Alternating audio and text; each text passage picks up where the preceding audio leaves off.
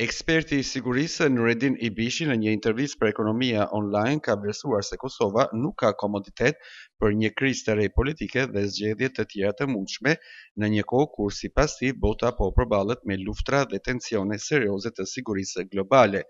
Ai theksoi se ngërçi institucionale pas moszgjedhjes së kreut të shtetit dhe në pritje të vendimit të gjykatës së kushtetuese të Kosovës, po krijon vakum të rrezikshëm në mbikëqyrjen e sektorit të sigurisë dhe po dëmton përgatitjet strategjike të vendit në një moment të ndjeshëm ndërkombëtar. Po duket krejt bota është them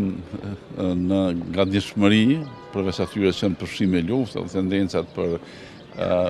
kjo luftë mu globalizu në kuptim të zgjerimit edhe në Ukrainë, por edhe rrezikut po edhe tash në Iran. Por duket që autoritetet tona edhe pra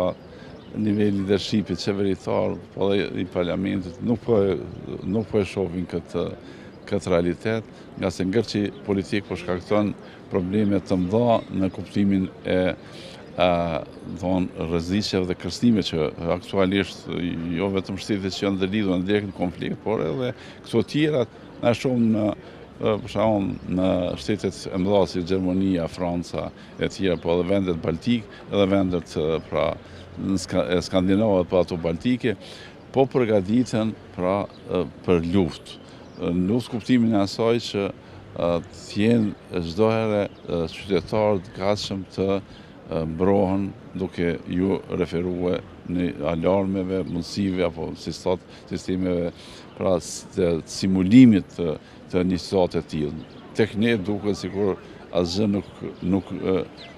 jemi në një botë tjetër. Nga ajo se vetë mos krimi institucione, sidomos parlamentit, mandej edhe presidencën tani ku i ska dhënë afati edhe po hym një krizë të re, pas 3 zgjedhjeve, pra 2 dështuara thosë edhe një lokale që u krye me sukses, fatkeqësia është se ne nuk kem tani mbikëqyrje të sektorit sigurisë, nga se pa konsultim të parlamentit nuk kem as komisionet funksionale të sigurisë, as për forcën e mbrojtjes FSK-n, as për policinë, as për pra inteligjencën. Kështu që përveç kësaj është impakti ndërkombëtar. Ne jemi zotuar pra në marrëveshjen pra draftin, marrëveshjen që u shkruan për pasën Gaza, pra nga presidentja, duhet parlamentit të merr vendim për pjesëmarrjen e forcës sigurisë në një shtet tjetër, në këtë rast në